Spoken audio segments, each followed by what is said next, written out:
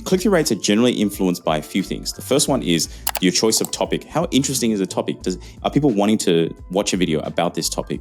So for example, if you chose a topic that was wrong, for example, if you're in a room presenting to a room of golfers and you wanted to teach them about football or talk about football and they had no interest in football, then it wouldn't matter, right? So you need to make sure you choose the right topics. Number two is you need to actually have great titles and great thumbnails. We call it packaging. So the analogy or the metaphor I give is, imagine if you're like walking through a supermarket aisle and you see packet of crisps everywhere. And then you sort of look around and there's all these like great packaging, not so great packaging, and there's one that sticks out to you, right? So you stop, you grab that packet of crisps and you see that salt and vinegar, right? And so what basically the packaging allows you to do is, firstly, it stops you in your tracks because it grabs your attention. That's what the thumbnail basically does, which is that exterior packaging. And then the actual title, which is kind of like the salt and vinegar, or the title of the package, essentially tells you and creates a promise of what's inside. Okay. Now, in the case of a packet of crisps, you're going to open that up and you're going to expect to taste salt and vinegar chips, right? And we're going to get into that in a second. This analogy does go somewhere. The idea behind that is that you basically need to get them to stop scrolling, but we want to make sure that the